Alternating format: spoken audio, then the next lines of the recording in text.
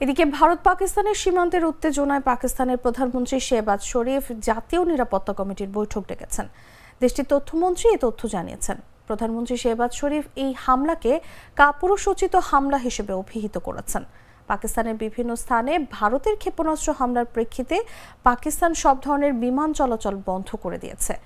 পাকিস্তানের বেসামরিক বিমান চলাচল কর্তৃপক্ষ ঘোষণা করেছে যে পরবর্তী 48 ঘন্টার জন্য তারা সব বিমানবন্দর বন্ধ করে দিচ্ছে। অন্যদিকে ভারতের অনেক বিমান পরিবহন সংস্থাও ভারত নিয়ন্ত্রিত কাশ্মীর, রাজস্থান এবং পাঞ্জাবে বিমান বাতিল করেছে। এয়ার ইন্ডিয়া ঘোষণা করেছে যে জম্মু, শ্রীনগর, লেহ, যোধপুর, অমৃতসর, ভুজ, জামনগর, চণ্ডীগড় এবং রাজকোটের বিমান চলাচল বুধবার দুপুর পর্যন্ত বাতিল করা হয়েছে।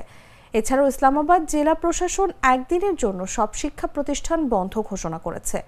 বলা হয়েছে নিরাপত্তার কারণে রাজধানীর সব সরকারি ও বেসরকারি স্কুল কলেজ একদিনের জন্য বন্ধ থাকবে।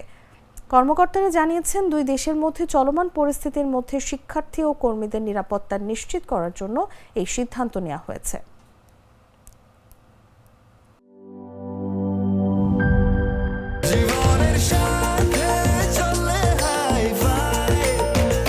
স্বাস্থ্যকর অল টাইম ফ্যামিলি কেক, সব সময় অল টাইম হেলদি লাইফ।